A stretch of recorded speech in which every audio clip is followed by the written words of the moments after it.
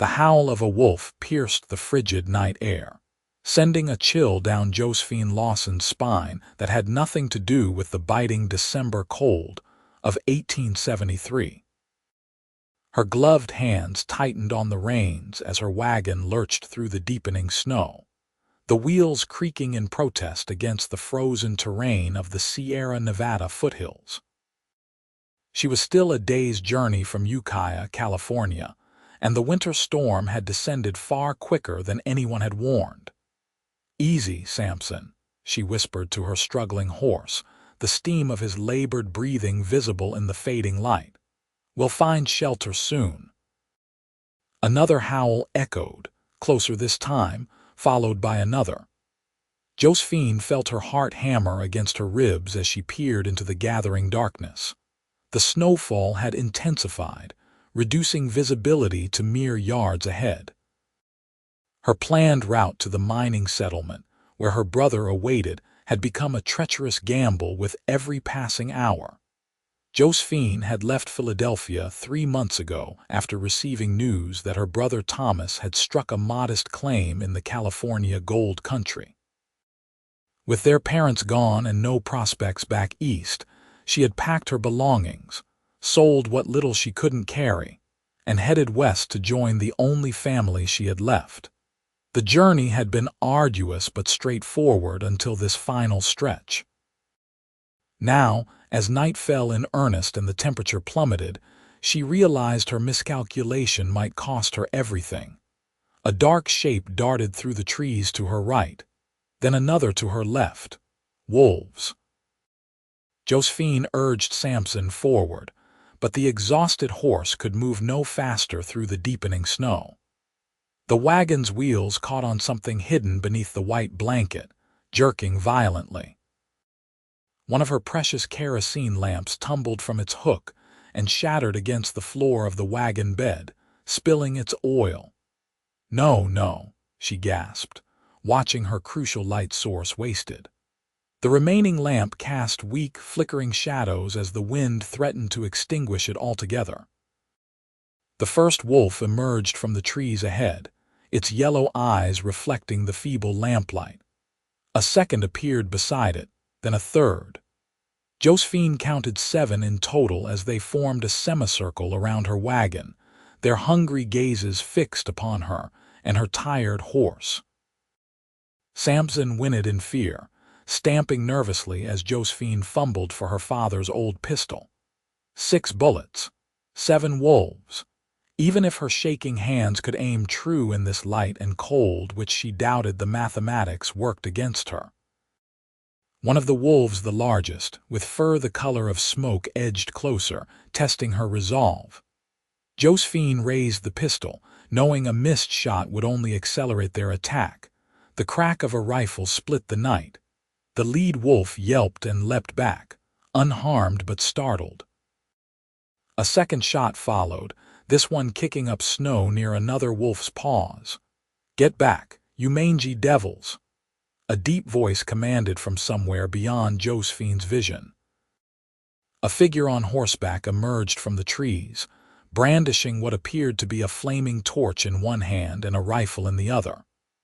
The rider fired another warning shot, and the wolves hesitated, confused by this new threat. The horseman circled wide, keeping the torch aloft as he approached. The wolves began to retreat, snarling their displeasure but unwilling to challenge both fire and rifle. "Don't move, madam," the stranger called to her. "They're still deciding if we're worth the trouble." Josephine remained frozen, pistol clutched uselessly in her trembling hands as the horseman continued to circle her wagon. He swung the torch in wide arcs, the flames dancing wildly against the snowy backdrop. After what felt like an eternity, the pack slipped back into the darkness of the forest, their retreat marked by a series of frustrated howls. Only when the last wolf had disappeared did the stranger approach her wagon. In the glow of his torch, Josephine could make out a tall figure bundled against the cold, a wide-brimmed hat pulled low over his face. "Madam," "You're about the most foolish traveler I've encountered this winter," the man said, his voice carrying a hint of astonishment beneath its gruff exterior. "These mountains are no place for a lone woman after sundown, especially not in wolf country during a hungry winter."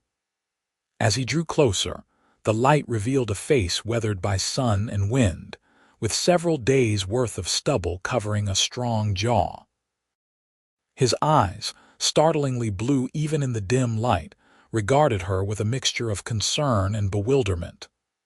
"I'm Xavier Lockhart," he said, tipping his hat slightly. "And you, madam, are a day's ride from anywhere resembling civilization." Josephine lowered her pistol, her relief at being rescued quickly giving way to indignation at his tone. "Josephine Lawson," she replied stiffly. "And I'm perfectly aware of where I am, Mr. Lockhart. I had planned to reach Miller's Creek by nightfall, but the storm slowed our progress." Xavier Lockhart shook his head, his expression softening slightly.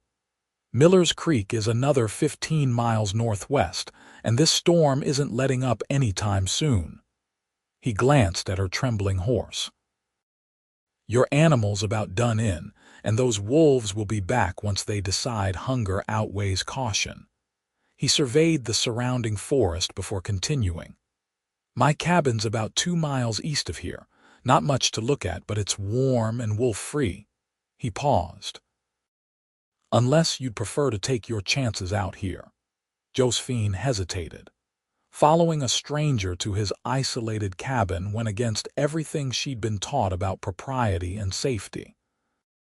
Yet the alternative seemed increasingly lethal as the temperature continued to drop, and the wolves' distant howls reminded her of their presence. "I appreciate the offer, Mr. Lockhart," she said finally, "though I confess I'm not in the habit of visiting the homes of men I've just met." A hint of a smile crossed Xavier's face. "And I'm not in the habit of inviting city women to my cabin, Miss Lawson, but these are unusual circumstances." He nodded toward the dark forest. "Those wolves won't give up so easily. They've had a hard winter." Another distant howl emphasized his point. "Very well," Josephine conceded. "Lead the way, Mr. Lockhart." Xavier nodded, then dismounted to inspect her wagon and horse.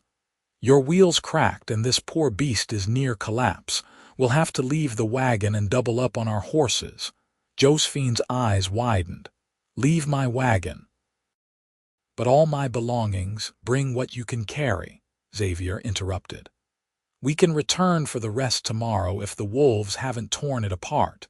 Your life is worth more than whatever's in those trunks." Though it pained her, Josephine knew he was right.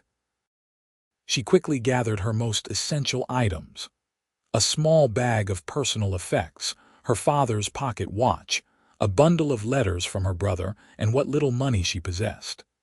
Xavier helped her unhitch Samson from the wagon.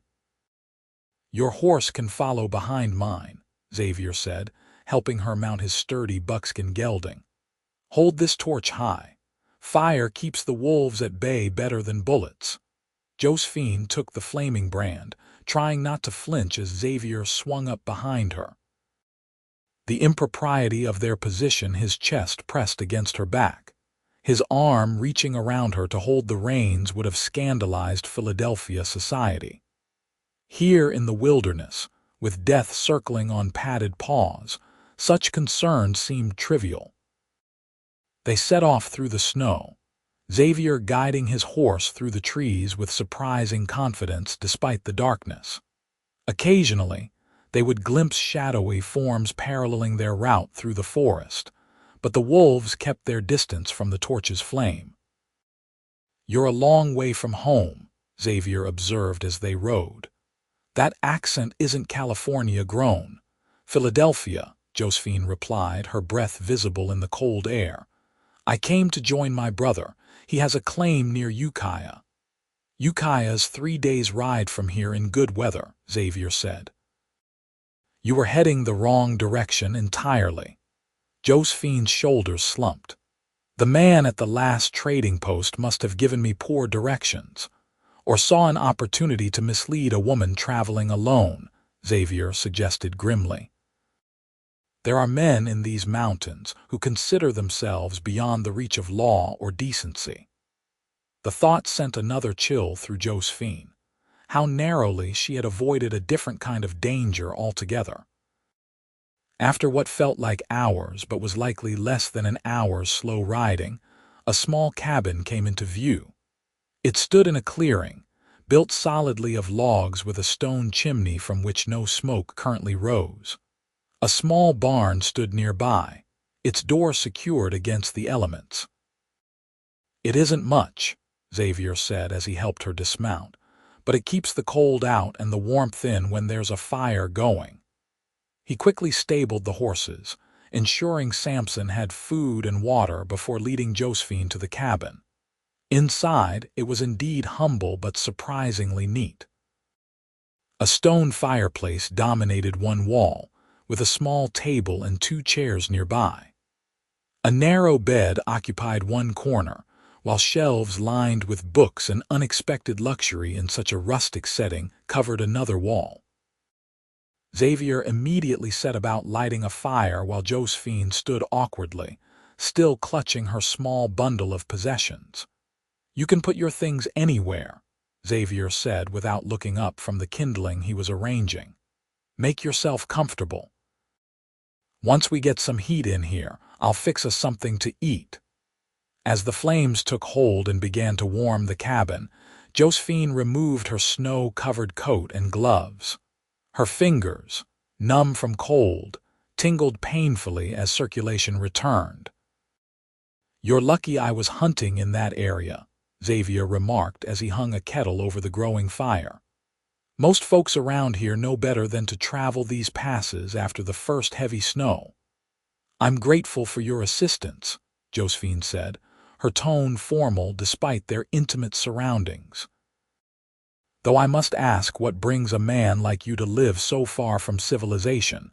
Xavier's expression closed slightly. "A man like me. I merely meant you seem educated," Josephine clarified, gesturing toward his books. "This isolation seems chosen rather than circumstantial." Xavier studied her for a moment before answering. "Some men find peace in solitude that they can't find elsewhere." He turned back to the fire.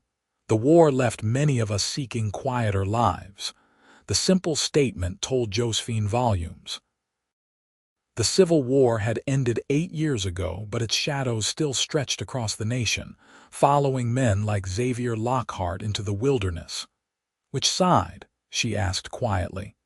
"Does it matter?" he replied, his voice neither hostile nor welcoming. "I suppose not," Josephine conceded. "Not anymore." A silence fell between them, broken only by the crackling of the fire and the howling wind outside. Xavier busied himself preparing a simple meal of beans, dried meat, and coffee. Despite the humble fare, the warm food was the most welcome Josephine had experienced in weeks of traveling. "Tomorrow, weather permitting, I'll take you to recover what we can from your wagon," Xavier said as they ate. "Then we can discuss getting you to Ukiah." Josephine nodded her thanks. "My brother will compensate you for your trouble." Xavier waved away her comment. "I don't need payment for basic human decency, Miss Lawson." "Josephine," she corrected softly. "After saving my life, I believe you've earned the right to use my given name." A ghost of a smile crossed his features. "Josephine, then." He gestured toward the bed. "You should rest. You can take the bed, I'll make do by the fire." Josephine began to protest, but exhaustion overwhelmed her sense of propriety. Within minutes of lying down, she drifted into a deep sleep. The sound of Xavier adding wood to the fire the last thing she registered. She awoke to the smell of coffee, and the realization that she was covered by an additional blanket she hadn't noticed the night before. Sunlight streamed through the cabin's small window, reflecting brilliantly off the snow outside. Xavier stood by the fire, his back to her as he tended to something in a small pan. Without his heavy coat and hat, Josephine could better appreciate his tall, lean frame. His dark hair was longer than fashion dictated back east, tied at the nape of his neck. "Good morning," she said, sitting up and smoothing her rumpled clothing. Xavier turned, that hint of a smile playing at his lips again. "You slept soundly." "The storm broke overnight, but I doubt you heard a thing." Josephine felt heat rise to her cheeks at the thought of sleeping so vulnerably in a stranger's presence. "I apologize for imposing on your hospitality." "No imposition," Xavier replied, placing a cup of coffee and a plate of fried cornmeal beside her. "Eat. We should check on your wagon before the day grows too old." After a quick meal, they bundled up against the cold and rode out to where Josephine had abandoned her wagon. The morning was stunningly clear, the snow-covered landscape glittering under the winter sun. Under different circumstances, Josephine might have found it beautiful. They found the wagon largely intact, though one trunk had been broken into, its contents scattered across the snow. Wolf tracks surrounded the area, telling the story of their investigation. "We were lucky," Xavier said, examining the damage. "They were more interested in any food you might have had than your clothing or valuables." They spent the next hour loading what they could onto Xavier's horse and Samson. The cracked wheel made moving the wagon impossible, but Xavier promised to return with tools to repair it once Josephine was safely established somewhere less dangerous. "The nearest proper town is Callahan's Crossing," Xavier explained as they secured the last of her salvageable belongings. "It's a day's ride west. They have a hotel where you could stay while arranging transport to Ukiah." Josephine nodded, though the thought of another journey through wolf territory made her stomach tighten with anxiety. "Unless," Xavier continued, seemingly hesitant, "you'd prefer to wait out the worst of winter before traveling further. My cabin is small, but you'd be welcome to stay until the mountain passes are safer." The offer surprised her. "That's very generous, Mr. Lockhart, Xavier, but I couldn't impose for weeks. My brother is expecting me."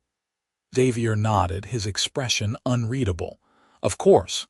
Is there perhaps someone in Callahan's Crossing who could get word to him about your delay?" "I'm not certain. He wrote that he frequents Ukiah for supplies, but I don't know if his path crosses with Callahan's Crossing." "We can inquire when we arrive," Xavier said, mounting his horse and extending a hand to help her up behind him.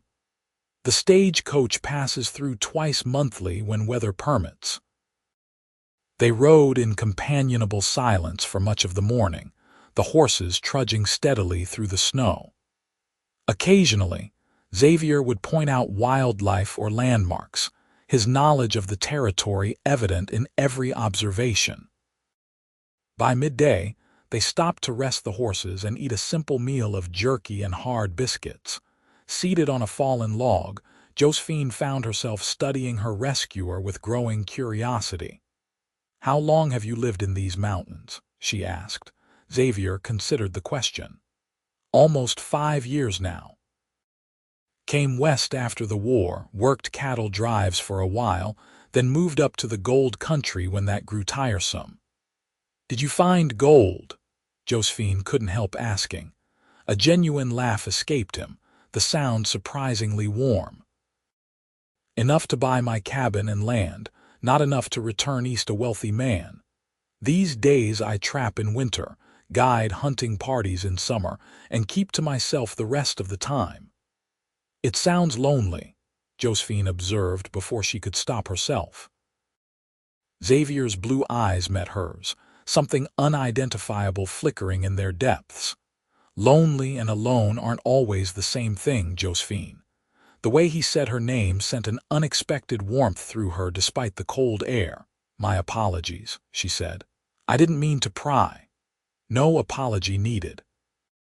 It's been some time since I've had conversation beyond haggling over pelts or giving directions to lost hunters." He stood, brushing snow from his trousers. We should continue if we want to reach Callahan's Crossing before dark. As they resumed their journey, the terrain gradually changed, descending from the higher elevations into more moderate forestland. By late afternoon, they came upon a ridge overlooking a small valley where a collection of buildings marked the settlement of Callahan's Crossing. "Not much to look at," Xavier remarked, "but they have a decent hotel, a general store, and a telegraph office that works when the lines aren't down." Josephine felt a mixture of relief and unexpected regret as they approached civilization. Her adventure with Xavier Lockhart was coming to its natural conclusion, yet she found herself wishing for more time in his company. Callahan's Crossing consisted of one main street with perhaps 24 buildings, most constructed of rough-hewn timber. A few people moved about despite the cold, and smoke rose from nearly every chimney. Xavier guided them to a 2-story building with a sign proclaiming it the Crossroads Hotel. After helping Josephine dismount, he tied the horses to the hitching post. "Let's get you settled," he said, gathering some of her belongings. "Mrs. Whitaker runs this place. She's stern but fair, and she doesn't tolerate any nonsense from the miners or trappers who pass through." Inside, they were greeted by a stout woman with iron-gray hair pulled into a severe bun. Her expression softened slightly at the sight of Josephine.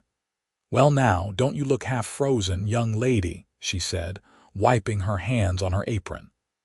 "Xavier Lockhart, I haven't seen you in town for months. Where did you find this poor girl?" Xavier explained their situation while Mrs. Whitaker clucked sympathetically. "Wolves are worse this winter than I can recall," she said. "You're lucky Mr. Lockhart found you when he did." "Indeed I am," Josephine agreed, her gaze meeting Xavier's briefly. "I have a room available," Mrs. Whitaker continued. "Clean sheets, hot water for washing, and supper served at 6. $1 per night, meals included." Josephine reached for her coin purse, but Xavier placed his hand on her arm. "I'll cover her stay tonight, Mrs. Whitaker." Before Josephine could protest, Mrs. Whitaker nodded briskly. "Very well. I'll have hot water sent up immediately. Room 3, top of the stairs." After Mrs. Whitaker departed to arrange matters, Josephine turned to Xavier. "That wasn't necessary. I can pay my own way." "Consider it my contribution to your safe arrival," Xavier said. "Your journey's been costly enough already." Josephine wanted to argue further but recognized the genuine kindness behind his gesture. "Thank you," she said instead.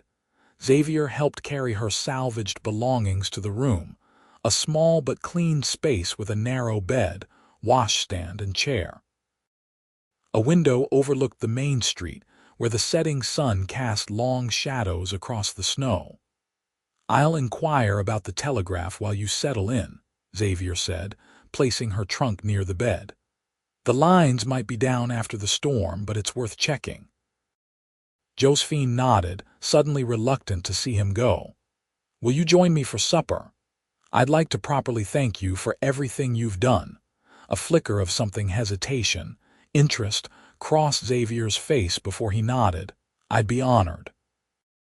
Left alone, Josephine took advantage of the promised hot water to wash away days of travel grime.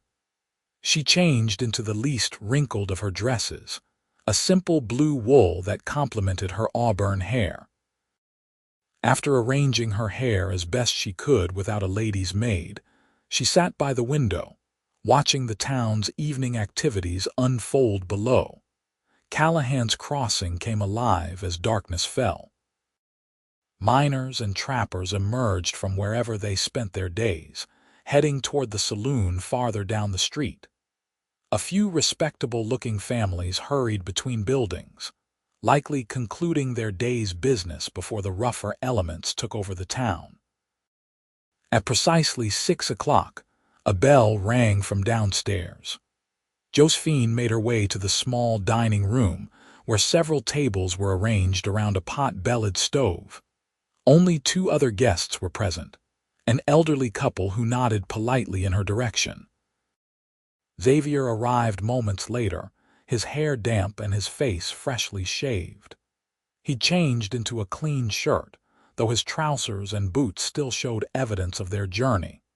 Something about seeing him in this more civilized state made Josephine's heart beat a little faster. "The telegraph lines are down," he reported as they took seats at a small table. "The operator thinks they'll be repaired within a week, weather permitting." "A week," Josephine repeated, dismayed. "Thomas will be worried sick."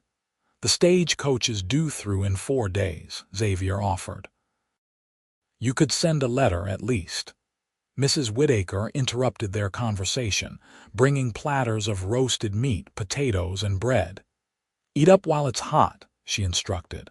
"Coffee or tea with your meal?" They both requested coffee, and Mrs. Whittaker bustled away to attend to her other guests. "What will you do for 4 days in Callahan's Crossing?" Xavier asked as they began eating. "It's not exactly Philadelphia in terms of entertainment." Josephine smiled. "I'm sure I'll manage. Perhaps I could explore the shops, meet some of the local ladies." Xavier's expression suggested doubt. "The local ladies consist primarily of Mrs. Whittaker, the preacher's wife who lives outside town, and a few miners' wives who rarely socialize. As for shops, there's the general store, the blacksmith, and a dressmaker who's only open when she feels inclined." "Oh," Josephine said, her enthusiasm dampening. "Well, I have some books, and I could write to Thomas, I suppose." Xavier studied her for a moment, seemingly debating something internally. Finally, he said, "I need to deliver some furs to the trading post tomorrow. If you'd like, I could show you around the area. There's a waterfall about an hour's ride from here that's quite something, even in winter." The invitation surprised and pleased her. "I'd like that very much, thank you." Their conversation flowed easily through dinner, ranging from Josephine's life in Philadelphia to Xavier's experiences during the war. He had fought for the Union, she discovered, to their shared love of literature. Xavier revealed an unexpected familiarity with Emerson and Thoreau, whose philosophies had influenced his choice to live apart from society. "I went to the woods because I wished to live deliberately," he quoted, a passionate light entering his eyes. "To front only the essential facts of life, and see if I could not learn what it had to teach. And not, when I came to die, discover that I had not lived." Josephine completed the quotation, earning a look of surprised appreciation from Xavier. "You've read Walden?" Josephine nodded. "My father was a professor of literature. Our home was filled with books, and I was encouraged to read widely, even works some might consider unsuitable for young ladies." "A progressive man, your father," Xavier observed. "Yes," Josephine agreed, a touch of sadness coloring her voice. "He believed women's minds were just as capable as men's.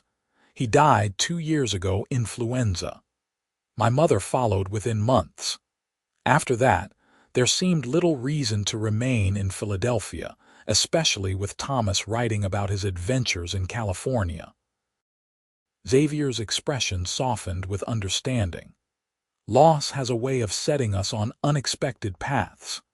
Their eyes met across the table, and Josephine felt a connection forming between them that went beyond their shared adventure or love of literature. There was recognition they're two souls who had experienced profound change and emerged transformed. The moment was broken by Mrs. Whittaker arriving with apple pie and more coffee. "You two still chatting away," she remarked, casting a speculative glance between them. "Haven't seen Xavier talk this much in all the years he's been coming to town." Xavier cleared his throat, looking almost embarrassed. "Mrs. Whittaker exaggerates. I speak when there's something worth saying. And apparently Miss Lawson here is worth talking to, Mrs. Whittaker said with a knowing smile before retreating to the kitchen. They finished their dessert in slightly awkward silence before Xavier stood. I should secure accommodations for the night. The livery stable has a small room they rent to travelers. You're not staying here?" Josephine asked, surprised. "My funds don't stretch to hotel rooms," Xavier admitted. "Not with winter trapping just beginning." Josephine felt a pang of guilt, knowing he had paid for her comfortable room while planning to sleep in what was likely little more than a storage space. "What time shall we meet tomorrow?" she asked as they walked to the hotel's entrance. 9 o'clock. That will give us plenty of daylight for our excursion." Josephine nodded. "I'll be ready." Xavier hesitated at the door, then took her hand in his calloused one. "Sleep well, Josephine. You're safe here." The gentle pressure of his fingers around hers sent warmth flooding through her. "Thank you, Xavier, for everything." He released her hand and stepped back, tipping his hat slightly before heading out into the cold evening. Josephine watched through the window as he made his way down the street, his tall figure soon swallowed by the darkness.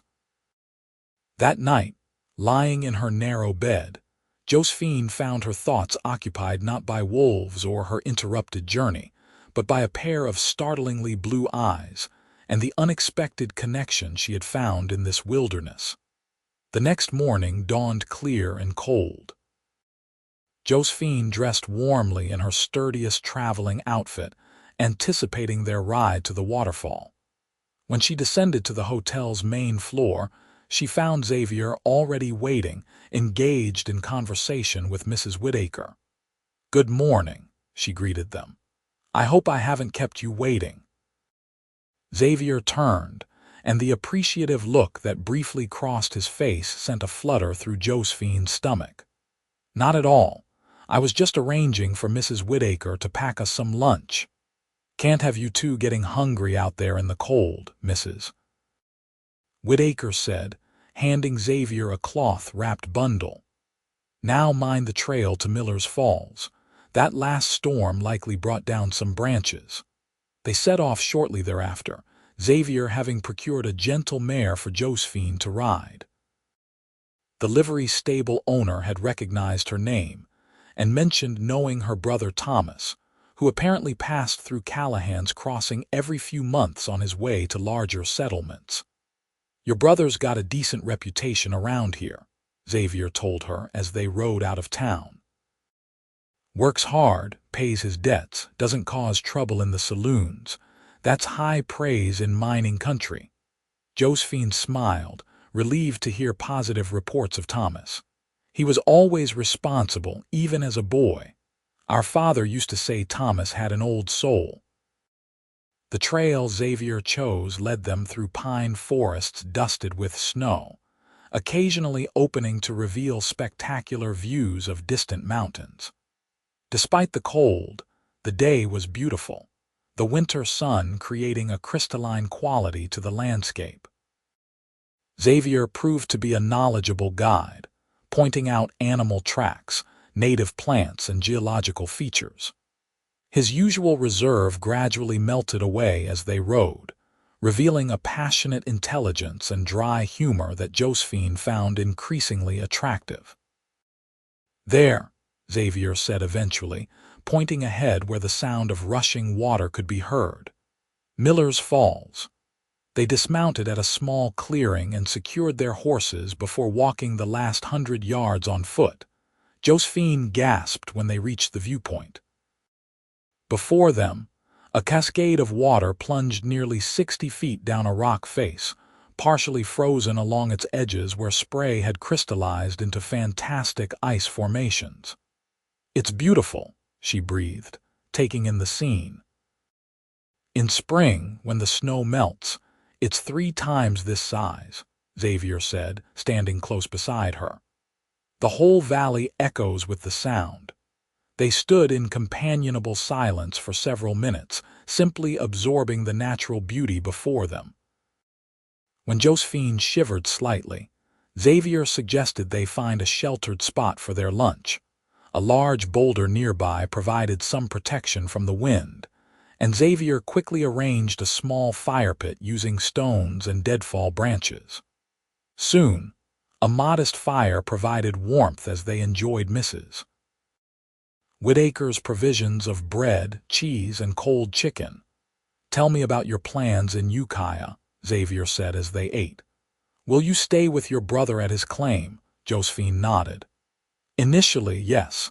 Thomas wrote that he's built a proper cabin, not just a miner's shack.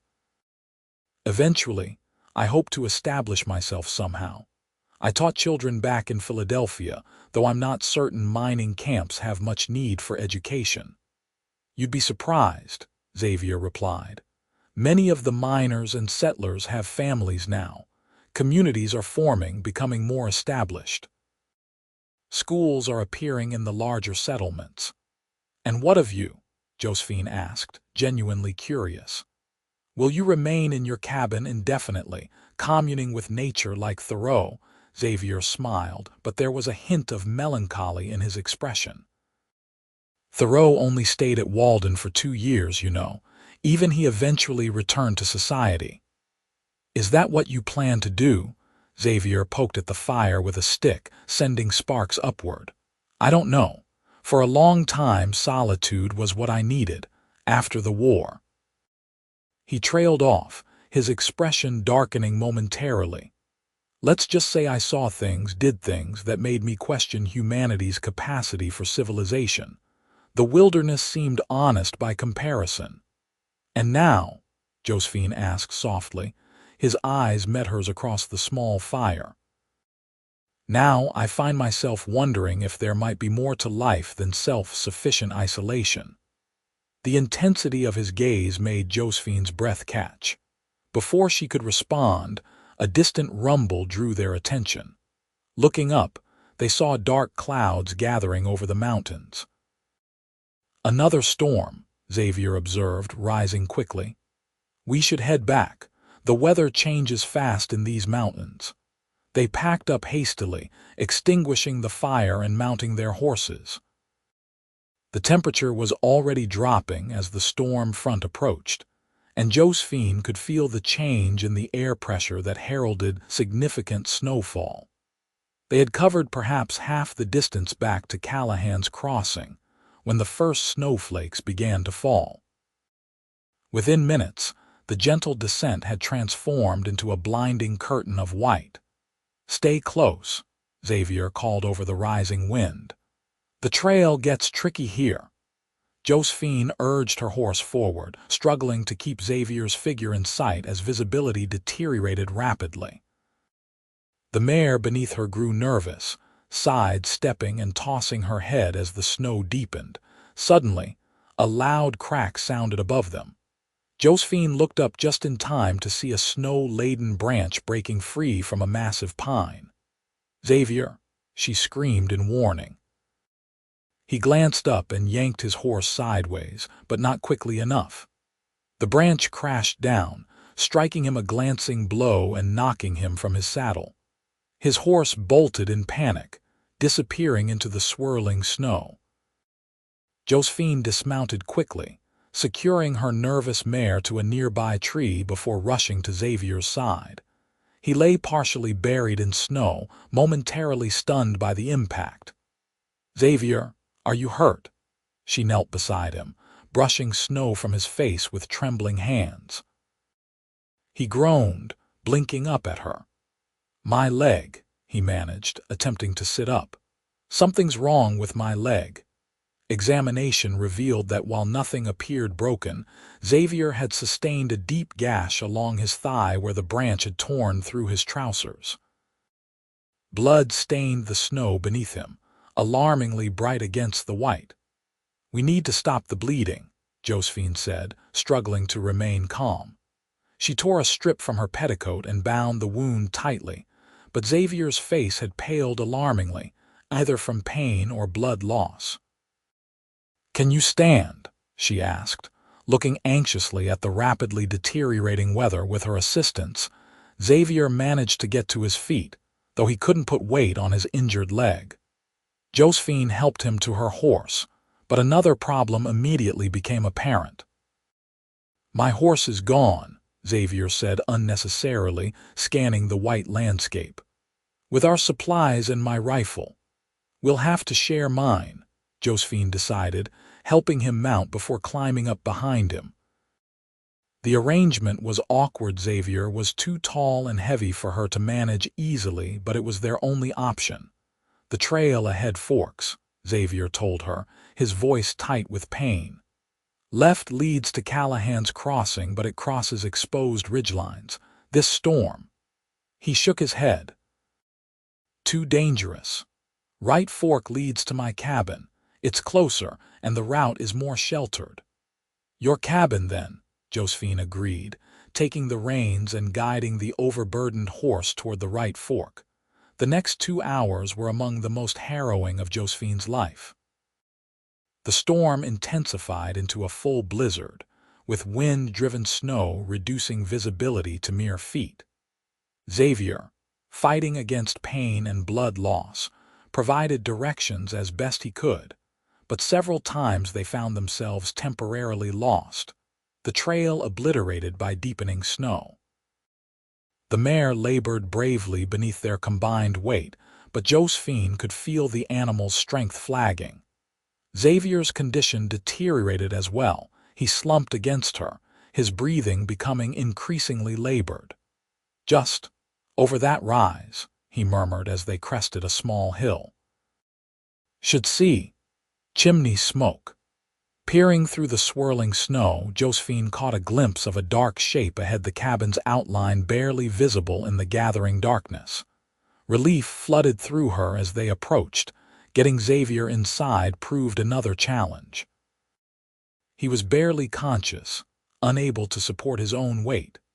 Somehow, Josephine managed to half-drag him from the horse to the cabin door, fumbling with cold fingers to open it. Inside, the cabin was cold and dark, the fire long extinguished.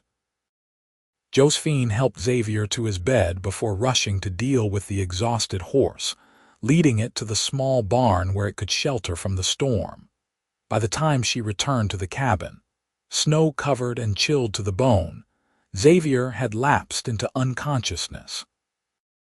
Working quickly, Josephine lit the fire and several lamps before turning her attention to his wound. The makeshift bandage was soaked through with blood. Carefully, she cut away his torn trousers to better access the injury. The gash was deep and angry-looking, running nearly 6 inches along his outer thigh. Josephine had assisted the doctor who cared for her parents during their final illness. She knew enough to recognize that the wound needed cleaning and stitching. Xavier's cabin, fortunately, contained basic medical supplies: alcohol, clean bandages, even a needle and thread. Steeling herself, Josephine cleaned the wound thoroughly with water she boiled on the now blazing fire. Xavier stirred and groaned at the pain but didn't fully awaken. When she poured alcohol over the gash, his entire body tensed, though his eyes remained closed. The stitching was the most difficult part. Josephine's hands shook as she pushed the needle through his flesh, drawing the wound's edges together with neat, small stitches as she had seen the doctor do. By the time she finished and bandaged the leg properly, she was exhausted, her back and shoulders aching from tension. Only then did she attend to her own needs, changing out of her snow-dampened clothing into one of Xavier's, shirts, an impropriety that circumstances made necessary. She made a simple broth from supplies in his cupboard, managing to rouse Xavier enough to swallow some before he drifted back to unconsciousness. Outside, the blizzard raged on, howling around the cabin's sturdy walls. Josephine added wood to the fire, pulled a chair close to Xavier's bedside, and settled in for a long night of watching over her patient. Sometime in the darkest hours, Xavier developed a fever. Josephine bathed his forehead with cool cloths, whispering reassurances when he thrashed or called out in delirium. Occasionally, he would grasp her hand, his fingers burning against her skin. "Don't go," he murmured once, his eyes half open but unfocused. "Everyone leaves." "I'm not leaving," Josephine promised, squeezing his hand. "I'm right here, Xavier. Toward dawn, his fever broke. Josephine, exhausted beyond measure, finally allowed herself to doze in the chair beside his bed, her hand still clasped in his. She awoke to find Xavier watching her, his blue eyes clear and alert despite the pallor of his face. "You saved my life," he said simply. Josephine straightened, wincing at the stiffness in her neck from sleeping upright. "I believe we're even now," she replied with a small smile. Xavier's gaze traveled over her, noting his shirt, her disheveled hair, the evidence of her night-long vigil. "You stitched my leg." "As best I could. I'm no doctor, but it seemed necessary." He nodded slowly. "Thank you." His eyes dropped to their still joined hands, but he made no move to release her. Josephine became acutely aware of the intimacy of their situation alone in his cabin, she wearing his clothing, their hands entwined. Propriety demanded she create distance between them, yet she found herself reluctant to withdraw. "The storm?" Xavier asked, still blowing, though not as fiercely as last night. Xavier sighed. "We might be here for days. These mountain blizzards can last." The thought should have alarmed her, stranded with a man she barely knew, her reputation potentially compromised. Instead, Josephine felt an unexpected sense of rightness, as though this cabin, this man, represented a path she was meant to find. "Are you hungry?" she asked, finally releasing his hand to check his forehead for fever. "I could make more broth, or perhaps something more substantial if you feel up to it." "Anything would be welcome," Xavier admitted. "I seem to have worked up an appetite, nearly dying." His attempt at humor relieved some of the tension between them. Josephine busied herself at the small stove, preparing a simple meal from his stores while Xavier watched her move about his cabin. "You look at home here," he observed quietly. Josephine paused in her task, considering his words. "It's a peaceful place. I can understand why you chose it." They spent the day in quiet conversation as the storm gradually subsided outside. Xavier remained in bed, his injury preventing movement, while Josephine tended to his needs and explored his collection of books. By evening, the wind had died completely, leaving an eerie silence punctuated only by the occasional soft thump of snow falling from overloaded branches. "If the weather holds, we could try for Callahan's Crossing tomorrow," Xavier suggested as Josephine changed his bandage.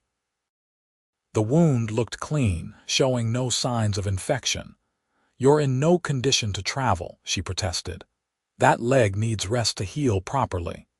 "And you need to continue your journey to Ukiah," Xavier countered. "Your brother is waiting." Josephine's hand stilled on the fresh bandage. "Thomas has waited this long. A few more days won't matter." Their eyes met, something unspoken passing between them. "People will talk," Xavier said softly. "A respectable woman like you staying alone with a man like me." "Let them talk," Josephine replied with newfound boldness. "I've never much cared for society's arbitrary rules." Xavier's expression softened, a genuine smile transforming his features. "You continue to surprise me, Josephine Lawson." The next 3 days passed in a curious domestic harmony. As Xavier's strength returned, he taught Josephine about life in the mountains, how to track game, predict weather changes, identify edible plants preserved beneath the snow. In return, she read to him from his books, sharing her perspectives on the literature they both loved. Each night, Josephine slept in a bedroll near the fire while Xavier occupied his bed, an arrangement that maintained at least a veneer of propriety. Yet with each passing day, the air between them grew charged with unspoken possibilities. On the 4th morning, Josephine woke to find Xavier standing at the window, supporting himself with a roughly made crutch. He had managed to dress fully for the first time since his injury. "The snow's stopped completely," he reported. "The sun's coming out. We should be able to reach town today."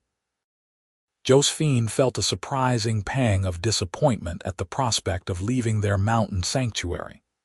She joined him at the window, their shoulders nearly touching as they gazed out at the transformed landscape. "It's beautiful," she murmured, taking in the pristine expanse of snow glittering in the morning light.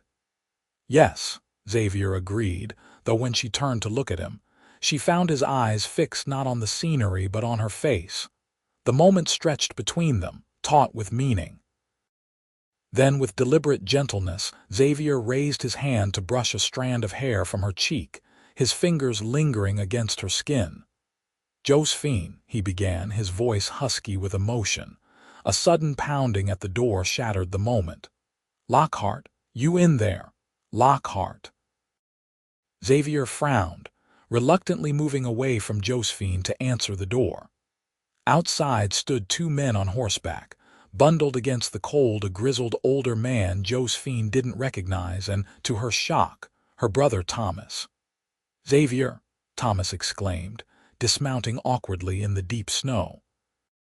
"They said in town you'd gone out with my sister before the storm hit, when neither of you returned." His voice trailed off as his gaze moved past Xavier to Josephine standing inside the cabin. "Thomas." Josephine pushed past Xavier to embrace her brother, joy at their reunion momentarily overshadowing everything else. Thomas hugged her tightly before holding her at arm's length, his expression a mixture of relief and confusion. "Are you all right? What happened?" "When I arrived in Callahan's Crossing and heard you were missing, there was an accident," Josephine explained quickly.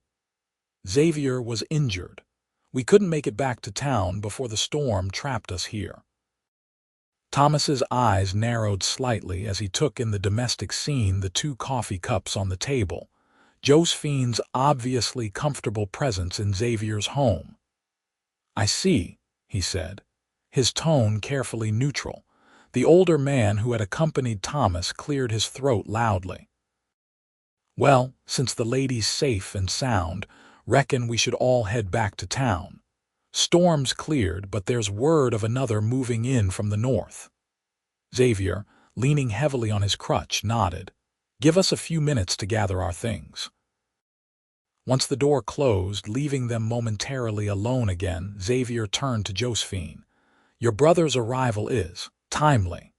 Something in his tone made her heart sink. "You sound almost relieved." Xavier's expression softened. "No, not relieved, but perhaps it's for the best. You have your family now, your future in Ukiah." "And you?" Josephine asked, suddenly afraid of his answer. "I have my cabin, my solitude," he replied, though without conviction. "It's what I chose." Josephine stepped closer to him, emboldened by the knowledge that their time alone was ending. "Is it still what you want?" Before he could answer, Thomas knocked on the door again. "Josephine, we should get moving if we want to reach town before dark." The journey to Callahan's Crossing was slow and largely silent. Xavier rode double with the older man, while Josephine shared Thomas's horse. The brothers Lawson maintained a polite but noticeable distance from Xavier, Thomas occasionally casting speculative glances between his sister and the mountain man. In town, they parted awkwardly. Thomas had already secured rooms at the hotel and was eager to continue to Ukiah as soon as possible, now that he had found his sister. "We'll leave tomorrow if the weather holds," he told Josephine as they stood outside the livery stable. "I've been away from my claim too long already." Xavier, who had been discussing something with the stableman, approached them. "Miss Lawson," he said formally, tipping his hat, "I wish you safe travels to Ukiah." The formality stung after their days of intimacy. "Thank you for everything, Mr. Lockhart," she replied, matching his tone while her eyes conveyed a different message entirely. Thomas, sensing the undercurrents, excused himself to arrange their departure, leaving Josephine and Xavier momentarily alone. "This isn't how I imagined saying goodbye," Josephine admitted softly. Xavier's composed expression faltered. Nor I. He hesitated, then added, Ukiah isn't so far. Perhaps when spring comes. Perhaps, Josephine agreed, hope fluttering in her chest. Thomas's return prevented further conversation. Josephine was swept into the hotel, into her brother's world and plans, while Xavier limped back toward the livery stable where he'd arranged temporary lodging until his leg healed enough for the return to his cabin. That evening, over dinner, Thomas broached the subject Josephine had been dreading. You were alone with Lockhart for 4 days, he stated without preamble. He was injured, Josephine replied. I was tending to him. Thomas studied her face. People will talk. Let them. Josephine, Thomas sighed. I know how independent-minded you are. It's why I admire you. But we're trying to build something in Ukiah respectability, a future. Scandal follows women in ways it doesn't follow men. There was no impropriety, Josephine insisted, though she felt her cheeks warm at the memory of those charged moments, the almost kiss by the window.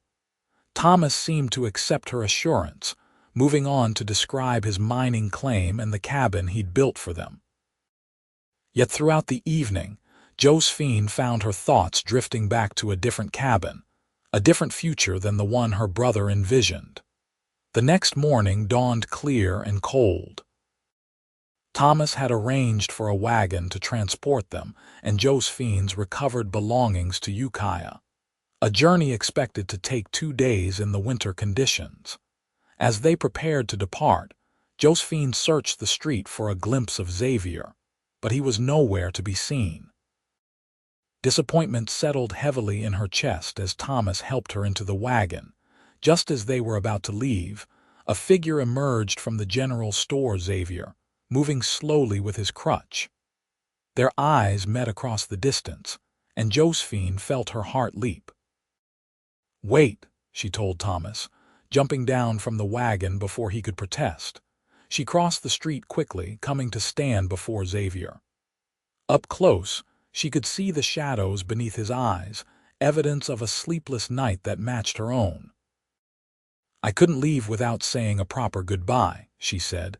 Xavier's expression softened. I was hoping to catch you before you left. From his pocket, he withdrew a small book, a weathered copy of Thoreau's Walden. Something to remember our conversations by, he said, placing it in her hands. Josephine opened the cover to find an inscription. To Josephine, who taught me that solitude isn't the only path to peace. Xavier, tears pricked at her eyes as she closed the book carefully. I'll treasure it. Josephine, Thomas called impatiently from the wagon. I have to go, she said, reluctance evident in every word. Xavier nodded. I know.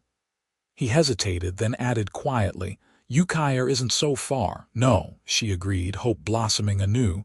It isn't far at all. Impulsively, she rose on tiptoe and pressed a quick kiss to his cheek, a scandalous act in public, but one she couldn't bring herself to regret. Until we meet again, Xavier Lockhart. His eyes, those startling blue eyes that had first caught her attention in the wolf-surrounded wagon, held hers for one intense moment. Until then, Josephine Lawson. Turning away was one of the hardest things she'd ever done. But Josephine managed it, returning to the wagon where Thomas waited with poorly concealed impatience. As they pulled away from Callahan's crossing, she clutched Thoreau's words to her heart, already plotting how and when she might make the journey back. Ukiah, California was larger and more established than Josephine had expected. Nestled in a valley surrounded by forested hills, the town boasted proper streets, numerous businesses, and even a small church. Thomas's claim lay a mile outside town, a sturdy cabin beside a creek where he'd found modest but consistent gold deposits. The cabin itself was comfortable, if plain. Thomas had constructed a small separate room for Josephine, furnished with a bed, chest of drawers, and even a small bookshelf, a thoughtful touch that reminded her why she'd always adored her practical, considerate brother. Life quickly fell into a routine. Thomas worked his claim daily, while Josephine kept house and began integrating into the community. She attended church, joined the Small Ladies' Aid Society, and eventually secured a position teaching the dozen or so children whose families had settled in the area. Yet despite her busy days and the satisfaction of building a new life, Josephine found herself drawn repeatedly to Xavier's copy of Wagon, reading his inscription until the words were memorized. At night, she would often stand outside the cabin, looking toward the mountains that separated her from Callahan's Crossing and the man who had saved her life. Thomas noticed her distraction but said little, busy with his own concerns. His claim was producing well enough to maintain their comfortable lifestyle, but not enough for the expansion he'd hoped for. Occasionally, he would mention a local merchant's daughter or widow who had inquired after Josephine's unmarried brother, but he showed little interest in pursuing any of these possibilities. 2 months passed this way. Winter gradually released its grip on the land, with green shoots appearing and streams swelling with snowmelt. Josephine marked the changing season with both anticipation and anxiety, remembering Xavier's words, "Perhaps when spring comes." Then, one evening in early April, Thomas returned from town with an unusual expression on his face. "I saw someone interesting in town today," he said casually as they sat down to dinner. "Oh," Josephine responded, only half listening as she served the stew she'd prepared. "Xavier Lockhart," Thomas continued, watching her carefully. "He was at the general store buying supplies." Josephine's hand froze, the ladle hovering above Thomas's bowl. "Xavier is here." "In Ukiah," Thomas nodded slowly. "He mentioned something about guiding some eastern hunters in the area." He paused, studying his sister's suddenly flushed face. "He asked about you." "What did you tell him?" Josephine asked, trying and failing to sound merely curious. "I told him you were well, teaching the local children." Thomas hesitated, then added, "I also told him where to find our cabin should he have reason to call." Josephine set down the ladle, overcome by a rush of emotion. "Thank you, Thomas," her brother shrugged, though his eyes were kind. "I've seen how you look at those mountains, Josie. How you read that book he gave you." He reached across the table to cover her hand with his.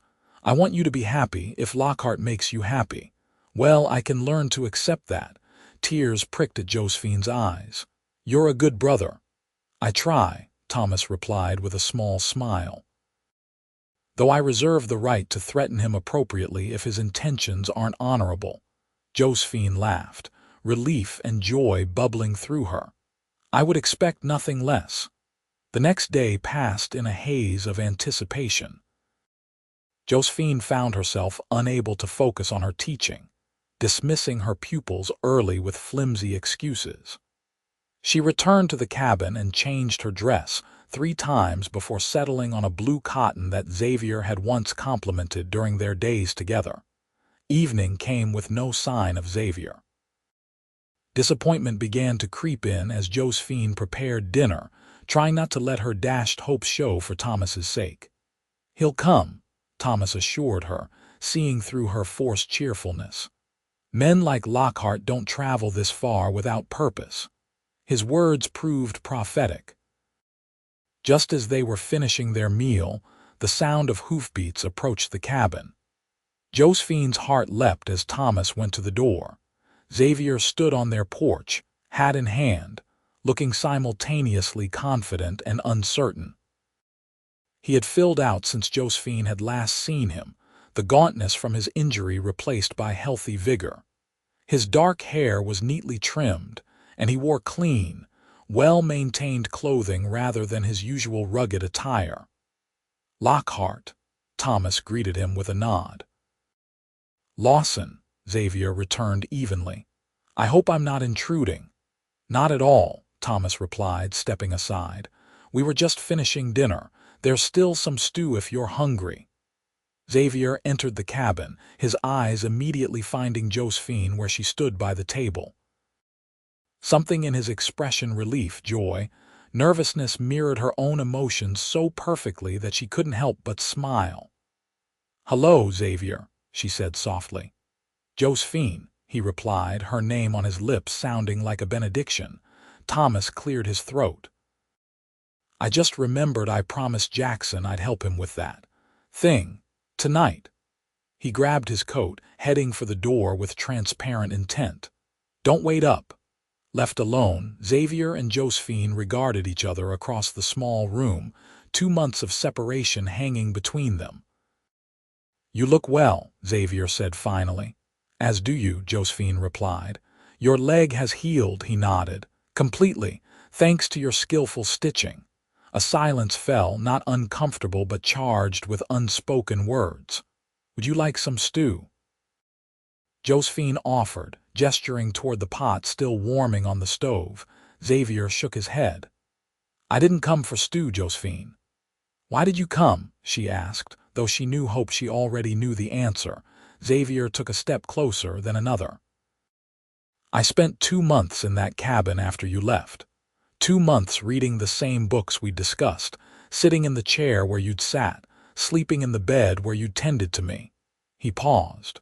2 months realizing that solitude isn't what I want anymore." Josephine's breath caught in her throat. "What do you want?" "You," he said simply. "If you'll have me."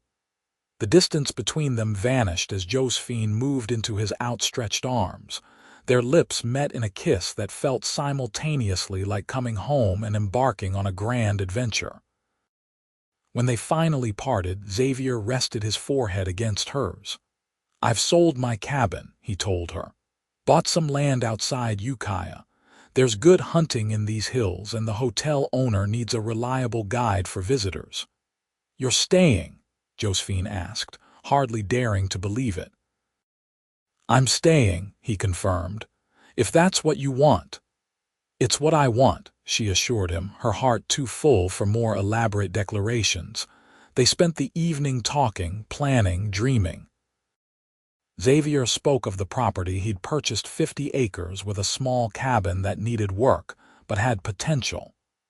Josephine shared her experiences teaching, her integration into the community, her hopes for the future.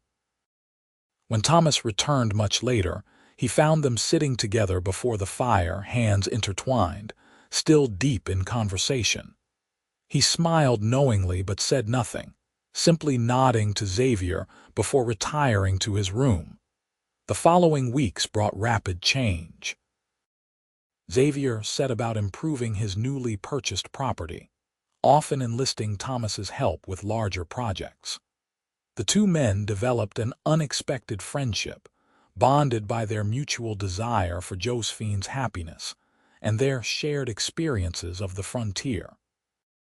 Josephine continued teaching but spent every available moment with Xavier, helping to transform the rough cabin into a comfortable home.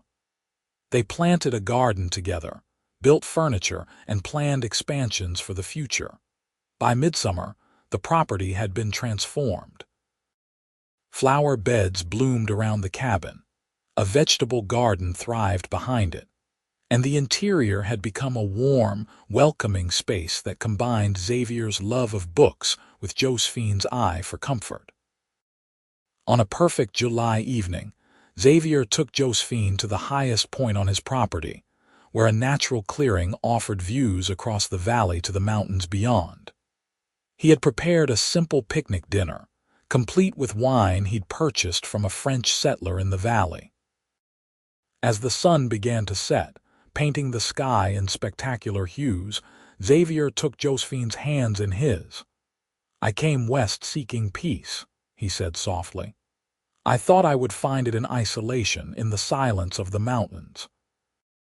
Instead, I found it in the most unexpected place, a wagon surrounded by wolves in a snowstorm." Josephine smiled, squeezing his hands encouragingly.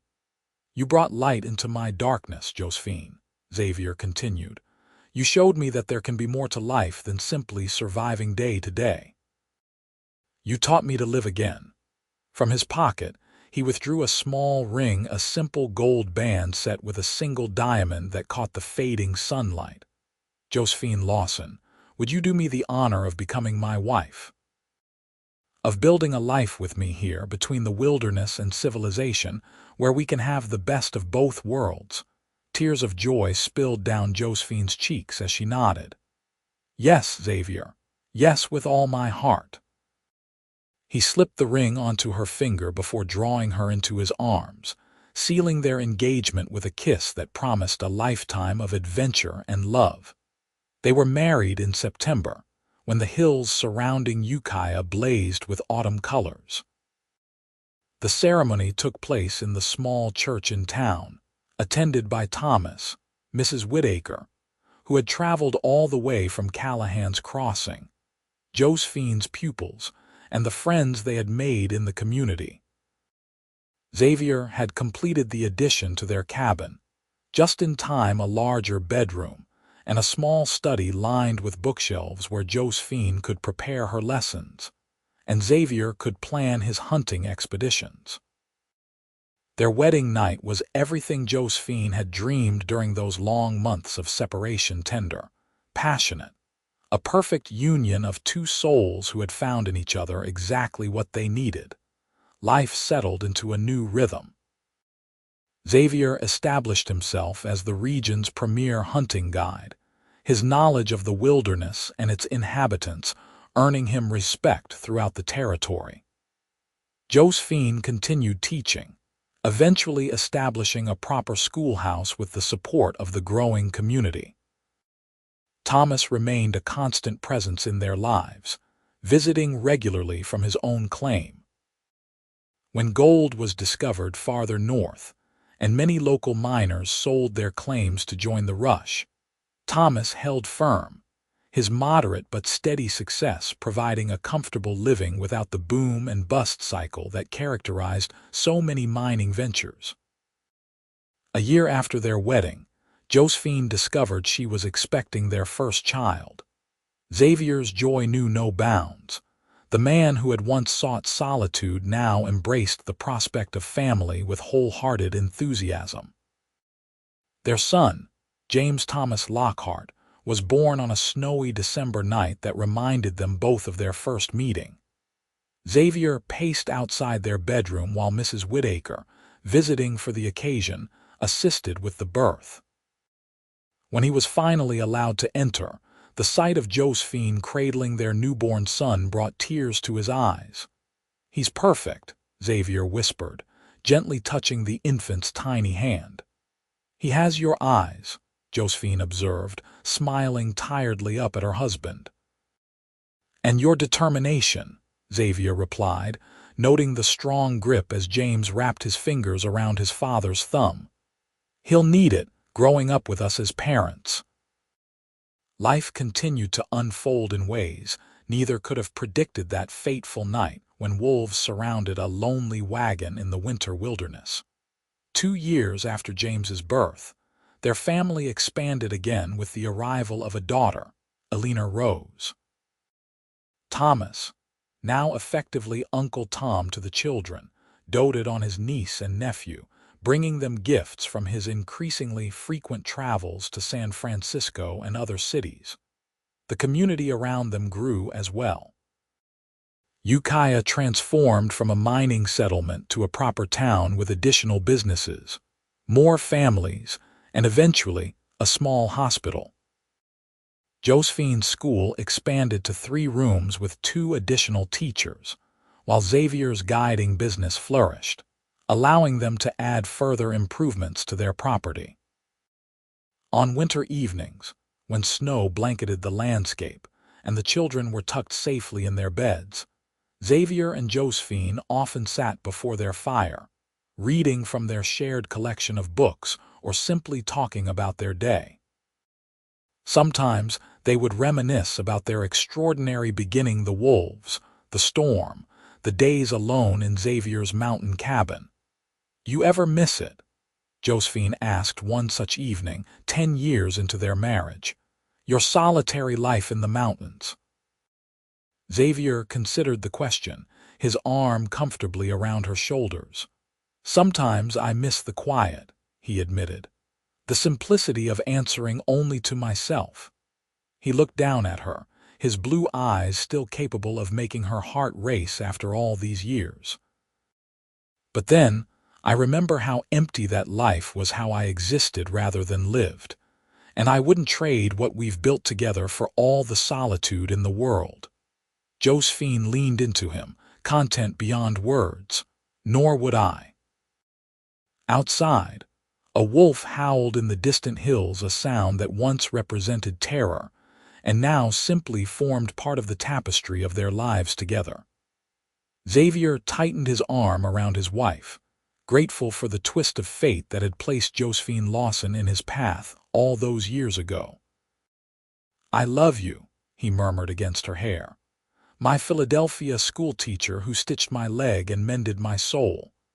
"And I love you," Josephine replied, turning her face up to his. "My mountain man with his torch and rifle, who saved me from wolves and loneliness alike."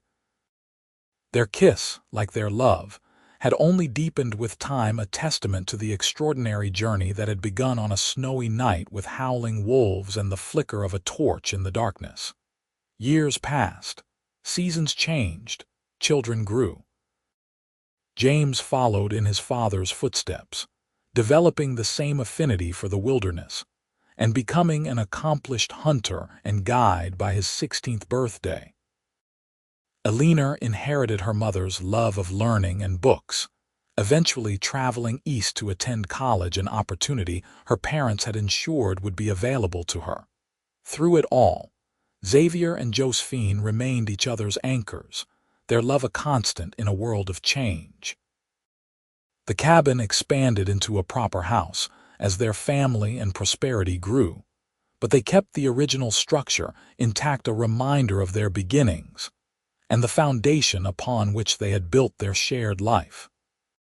On the 20th anniversary of their meeting, Xavier surprised Josephine with a journey. They traveled north into the mountains, leaving their now adult children to manage things at home. After 2 days riding, they crested a familiar ridge, and there below them lay Xavier's original cabin, smaller than Josephine remembered, but lovingly maintained by its new owners. "I arranged for us to stay," Xavier told her, enjoying her surprised expression. "Just for a few days. I thought we might. Remember." Those days in the mountain cabin became a cherished memory, a chance to reconnect with their younger selves and the love that had blossomed against all odds in that remote wilderness.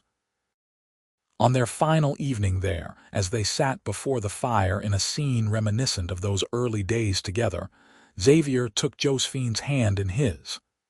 20 years ago, a woman's wagon was surrounded by wolves in winter," he said softly.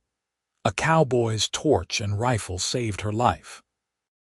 Josephine smiled, her eyes reflecting the dancing flames. "And she saved his in return." Outside, a wolf howled, a sound no longer of terror but of wild beauty, a reminder of the extraordinary beginning of their enduring love story.